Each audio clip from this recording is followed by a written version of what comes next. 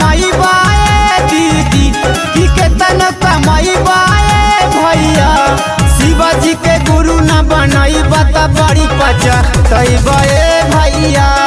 शिवाजी के गुरु न बनाईबा त बड़ी पछताईबा ए दीदी कि केतन कमाईबा ए दीदी